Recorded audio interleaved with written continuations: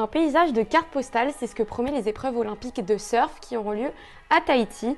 Les participants de l'épreuve, loin d'être en vacances, ne seront pas moins chargés puisqu'ils vont chacun transporter entre 10 à 20 planches bien spécifiques. On vous explique. Les planches sur lesquelles les athlètes tenteront de maîtriser les fameuses vagues de Teahupo'o sont des shortboards. À la différence du longboard, qui est la forme de planche la plus traditionnelle, le shortboard, comme son nom l'indique, est la plus petite, mais aussi la plus légère des planches. Derrière chaque planche, il y a un shaper, c'est celui qui construit de A à Z les planches de surf, donc de la forme jusqu'aux finitions.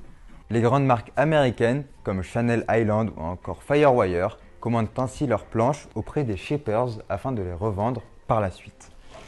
Les shapers sont donc l'équivalent des grands couturiers qui conçoivent des vêtements pour les marques. Parmi les shapers les plus connus, on retrouve Almeric, Rusty ou encore DHD. La base d'un shortboard, c'est un pain de mousse qui va être formé avec une machine à coupe.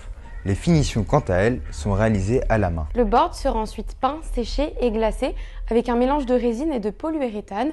Pour finir, il sera enveloppé dans de la fibre de verre pour ensuite être poncé. Mais tout ce travail minutieux a un prix. Si vous souhaitez vous procurer un shortboard de compétition, il faudra compter entre 800 et 1100 euros. Le prix variant en fonction de la notoriété du shaper ou encore des matériaux utilisés. Bon, et bien maintenant que vous savez tout cela, vous n'avez plus qu'une seule chose à faire, vous jeter à l'eau.